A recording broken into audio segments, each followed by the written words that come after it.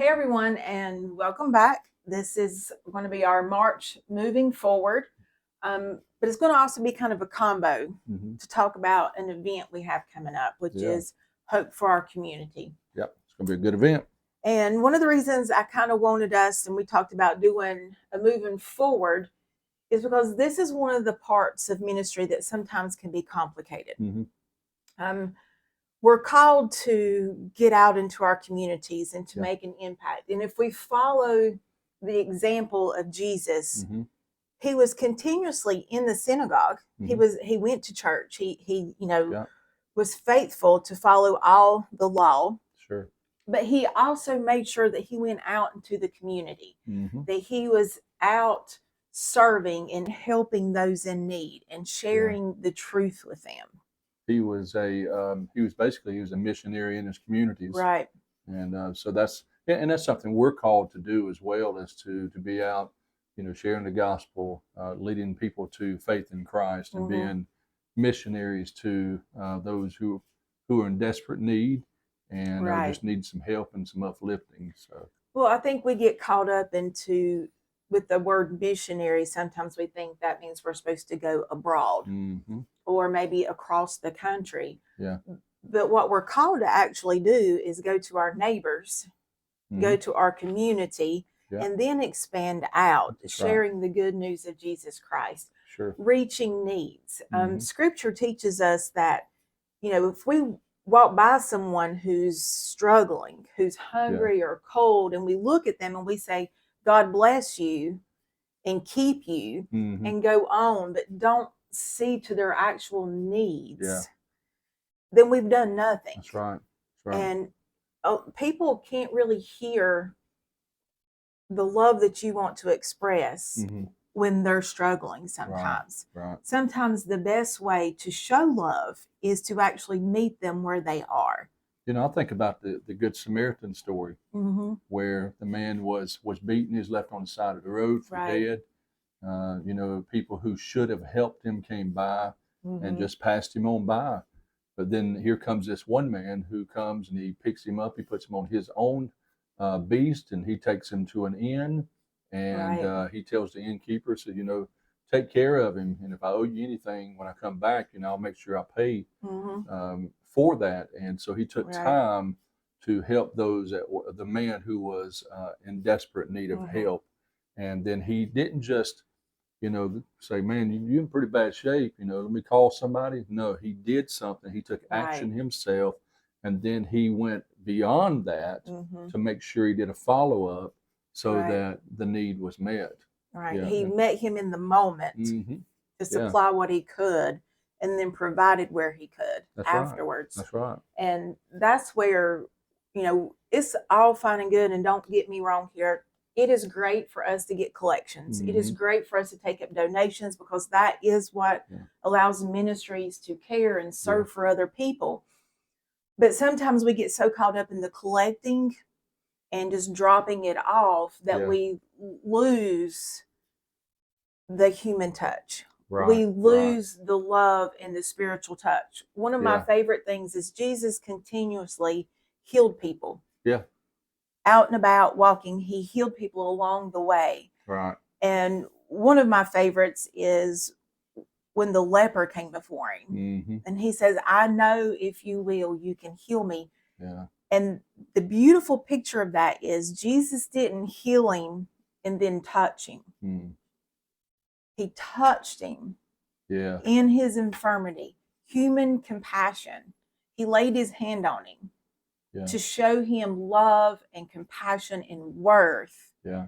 And then he healed him. And that was a no-no. And it was. Especially and it obviously, and it made him clean for the rest of the day. Yeah. It made him unclean for the rest of the day in that act. And we know because he didn't sin, he kept that pure and followed those commands. But it's that he touched him first. He showed that compassion and love towards him, that he was a person. Yeah. And many times people just need us to come alongside them and be willing to look them in the eye, to smile at them, to acknowledge that we see them and that they're a person.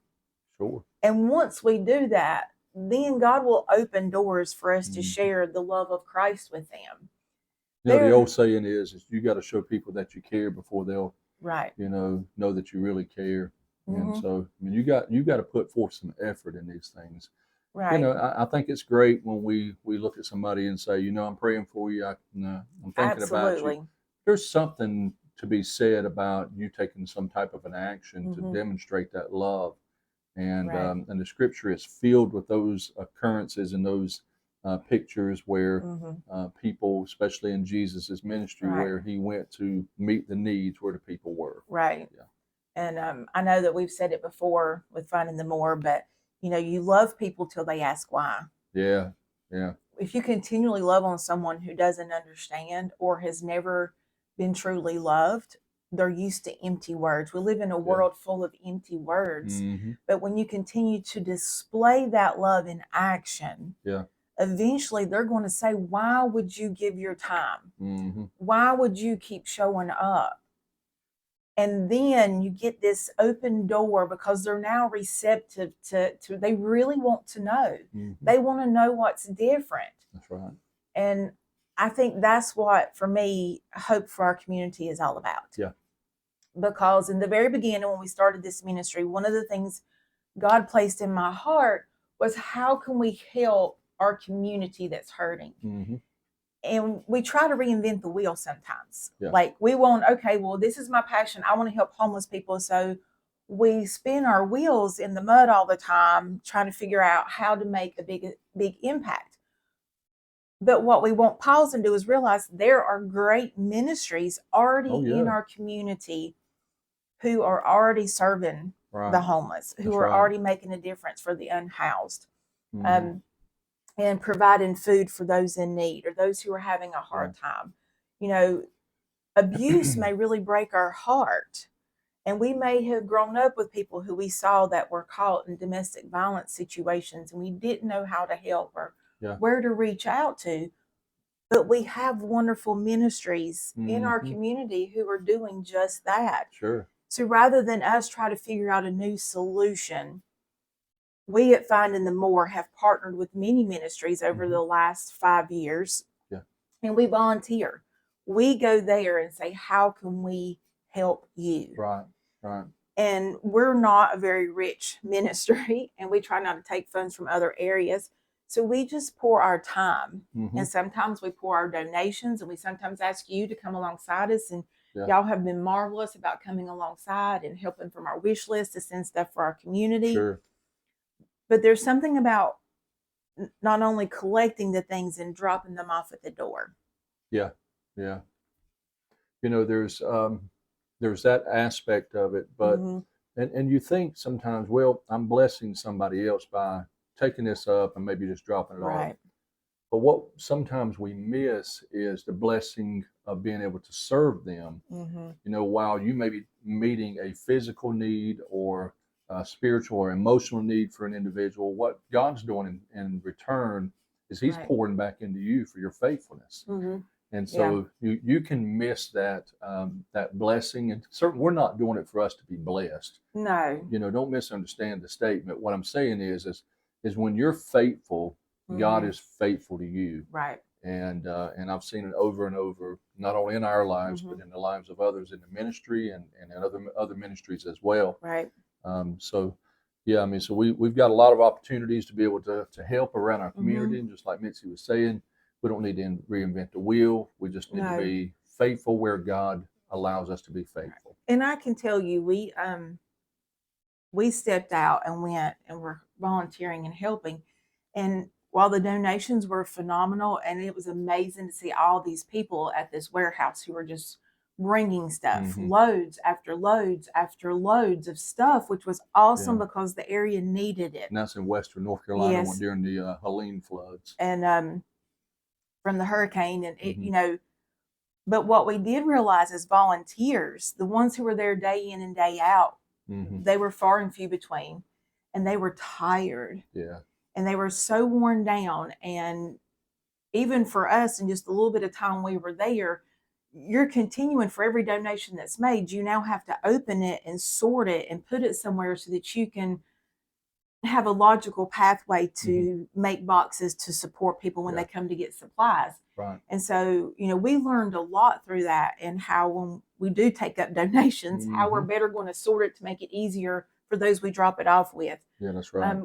It was also such an amazing blessing to be exhausted and have one little kid that just walks up and hugs you. Yeah. And you're able to, give them a little Jesus and tell them that Jesus loves them. Yep. And their little face lights up.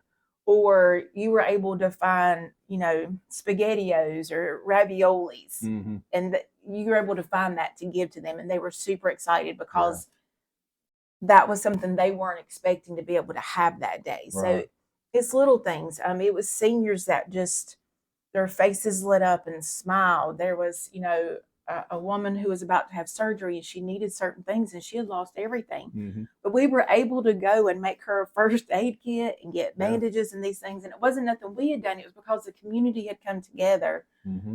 But we far more got the blessing and the overfeel from just watching it. Now, was everybody kind of nice? Not always, but they were hurting, and we were there to try to ease the discomfort for a moment. Well, the greatest commandments of the scripture, the Bible teaches us in Mark chapter 12, 30 and 31, it teaches us to love the Lord our God with all our heart, our mind, our soul, and our strength. And then verse number 31, he says, and love thy neighbor as thyself.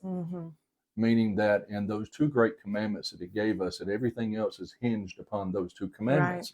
Right. And so if we don't learn, if we can't do what the scriptures tell us by loving our neighbors, then we're not fulfilling the commandment that God has given us, which I believe is essential for our spiritual well-being as well. Right. As not just for others, but it's for our spiritual well-being too.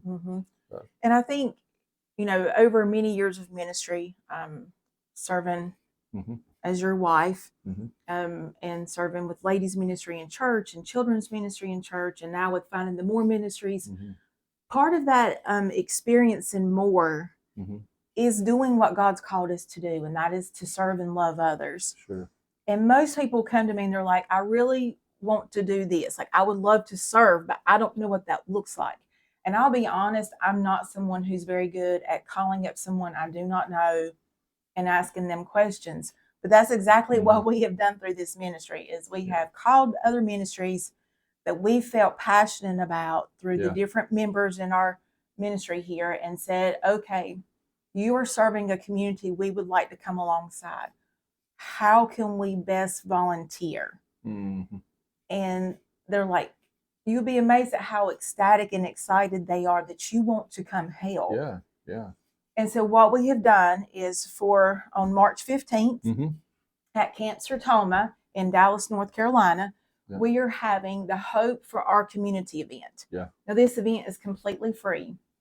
And what we've done is we have asked local ministries to come and share and tell us, one, kind of who they serve and how they provide for them. And then how we can not only come alongside and pray for them, which is what all of them say the most they need our prayers. Right. But how we can volunteer. And these ministries have actually said that they're going to bring some opportunities. So if you're someone and you're like, I would love to volunteer, but I don't have anybody to volunteer with, and I'm kind of a little intimidated to try to show up by myself, guess what? We're going to be there. And we have committed that we're going to help to try to sign up for these days. So you'll at least know one person. That's right. So we can sign up together. And we can work and volunteer together. And I'm not physically, the most stout woman anymore, because I've had a few little ailments along the way, but we can all sort some clothes. Sure. We can all greet people. We can all do something. And when we work together, we can make these opportunities not only a great day of fellowship in the Lord, but we also give relief to those ministries who are trying to do it alone, who may not have as many volunteers to come alongside them. And when they see others come and show up, it encourages them to continue to show up. And you may be somebody who doesn't like to be in the forefront. Maybe you're not a people person. Well, there'll be opportunities maybe for you to serve in the background. Yes. Just like Mitzi said, and when the ministry went to Western North Carolina, they served in a warehouse. Nobody saw them except for maybe a few people coming in and out. But there's those opportunities. There might be some opportunities where you are interacting with other people. But those are things that we want you to investigate. And a great way to do this is get a Sunday school class. If you're part of a Sunday school class or a small group, and you're looking for an opportunity to serve, this will be a great place for you to find out. Maybe you're a pastor who's watching this and you say, you know, I'd like for our church to be active in our community. Well, either you come or send a representative for your church and let us get you some information on how that your churches can be involved. Right. In each ministry, you're going to see people from that ministry there. They're going to be represented. So you're going to make a connection. So, you know, if you've thought about foster care and you've thought about, I'm not certain that I'm equipped to foster children or in a position to foster children, but I want to make sure they know they're loved and I want to help the families that can do that, then there'll be a ministry there that helps love on the foster children in North Carolina and South Carolina, of the Carolinas.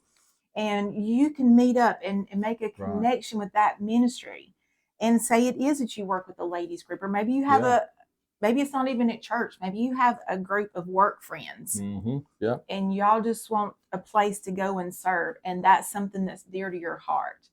Maybe human trafficking is dear to your heart. And I'm so super, like, that's something I'm so super excited about, this new ministry that we have found that's local, that we can plug into and start making a difference. It could be that you are concerned for the seniors. You know, a lot of times seniors have just enough money to have groceries and maybe their medication. But they don't have necessarily the funds for laundry detergent or for shampoo and conditioner, for just necessity type little things that we might take for granted. And there's ministries that are going to be there that's what they do. They come alongside and they make up the difference in the supplies that they need, so they don't have to choose, do I eat or do I get my medicine? Right. That's right. You know, in regards to human trafficking, just some statistics about some different things. North Carolina is ranked number 10 in the nation in human trafficking. And it's increasing day after day. So, you know, those are some great needs, and we'll find out, you know, how this particular ministry that deals with human trafficking, how that they are combating that within Gaston County and our surrounding areas. You know, and you know, we talked about foster care. In North Carolina, there's about 10,500 children that are in foster care that's under the age of 17 years old. And so there's a ministry that's coming that will teach us about that and give us some opportunity of service in our community. And that an interesting fact, when we first started working with the ministry there and learning some things, a lot of times if children are removed from a home, they throw their stuff in a trash bag. And so everything that kind of correlates to that little child in a bag is in trash. You know? And so one of the beautiful things that they do is they get them a duffel bag with their name. That's theirs. I think it's embroidered on it. It's embroidered on there. And it usually comes with a Bible and a blanket and some other kind of something, when they find out something they like. Like whatever, you know, if it's a superhero or a special character, like whatever it may be, unicorns, dinosaurs, whatever it is, and they try to make it personable to them so that they're not carrying their stuff around in a trash bag. It gives value. I mean, you think, well, it's just a trash bag, but to this little person who's lost all their world, that's and now it all falls down in this one little bag, and it's a trash bag. It could be heartbreaking. And so just little small things like that touch your heart, and you think, how many bags do we waste, you know, and throw away and don't think about it? And yet this is one little act of kindness and love to show them their worth and value. Sorry, didn't mean to interrupt, but that's something exciting they do that. And then we will have somebody there representing domestic violence. And in North Carolina, 43% of the women that are, or the population that are tied up in domestic violence are women. and then Yeah. there's about 19% are men. There's 135 victims of domestic violence that was in 2023 that died from homicide in North Carolina. So there's tragedy there. There is there's ways to help. I mean, if you're willing Right. to help, there are ways to help. There is. And, Yeah. you know, And we'll learn more about that too. simple things. Yeah. You know, like you can take a meal, Mm-hmm. a home cooked, it doesn't have to be home cooked, it can be bought, but, Mm-hmm. you know, sometimes being able to sit around a table Mm-hmm. with a warm meal Yeah. for a moment feels like a little bit of home. Well, what did Jesus Feels like do? a little bit of normalcy. Yes, he Jesus sat and would broke have bread. meals with Yes. people and share in a physical Yes. need so that their spiritual needs could be met. Well, you know, it says that after he fed the 5,000, that many of them followed. And he said, a lot of you follow me not because of who I am as the Messiah, but because I fed you and you were satisfied. Mm-hmm. Sometimes we just have to feed people Mm-hmm. to pique their interest to continue along to want to know more. Yeah. Because it's meeting a need. And there's other ways to help. A physical need. There is lots of ways that you can volunteer and help. Yes. Yeah, so we're excited about these folks that are coming. And Yes. there'll be some others that'll be there. Mhm. And so, like we say, there's just a lot of opportunity. Yeah. I found this interesting. I'm reading this book, and if you know me, you'll know that I'm not big on markings, but like it has really caught my attention. And I'll just tell you, sometimes when I plan these events, Mhm. the devil will get me in my head, Mhm. and I'll start going, okay, Lord, did I miss it? Is this really? Yeah. And I know this was one of the very first things God had placed in our heart to do as a ministry. And then the world shut down and we kind of had to backpedal. But I feel like God's calling us to go back and do the things he asked us to do to start with. And when I was going through it, I was kind of like, Lord, is this what we're supposed to do? And he just confirmed to me in some of these chapters. And I love what was said here. It says, I want to represent Jesus to the people in front of me. I want them to feel the love of Jesus in my gaze, the comfort of Jesus in my touch, the presence of Jesus in my attention, even when they interrupt me. Yeah, that's good. See, that's what I want. I want us as a community, as hopefully faith-based, but whether you come at this because of your love for Jesus or just because you have compassion on the community, we'll work on the rest. I promise you that. But I want them, when I show up, I don't want it to be that Mitzi showed up today. Yeah. And can I tell you, sometimes it's hard to do it on our own. Oh, yeah. It's hard to volunteer and show up sometimes on your own because it can be scary. Yeah. It can be a little intimidating. But what I do know is when we show up, every time God blesses in some manner. That's right. Even when we've gone hurting, Mhm. even when we've gone and we're exhausted, by the end of it, I wouldn't have traded the time that I had given for anything. Sure. Because somehow Jesus always lets me know that he moved, Yeah. that he was working. And sometimes it's simply through the smile of a little kid or someone just saying thank you in a way that you can see in Mhm. their eyes. It made an impact in their life. Yes. I want us to be able to go out in the community, and I don't want you to have to feel like you got to figure it out or do it alone. Right. We want to walk beside you. I want you to walk beside us and help our community. Mhm. Love on those who are hurting. At this event, we're going to have people who are helping people from human trafficking, who are unhoused, who are in domestic violence, who are in foster care, who are just needing food because they've fallen on hard times, Mhm. and those who are doing therapy for emotional and physical and rehabilitation support. Mhm. And so there's a wide variety, and each ministry is going to speak to the whole group as a whole. Yeah. And then they're going to also have tables so you can go and talk and meet with them. And they're going to have, like I said, volunteer opportunities. That's right. And that day, talking about food, we're going to feed you.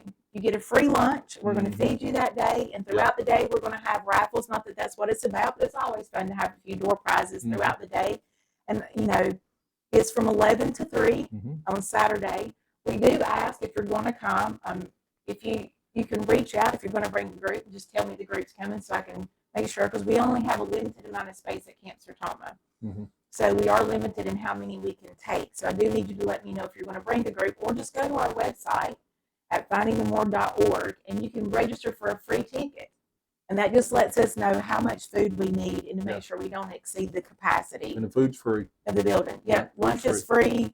Everything that day is free. It's just a way for us to come together as a community and offer hope to those in our community that are struggling. Yep. An opportunity to sign up to make a difference in someone's life. Mm-hmm. And we're not asking you to do it alone. That's right. That's right. We're going to partner with you.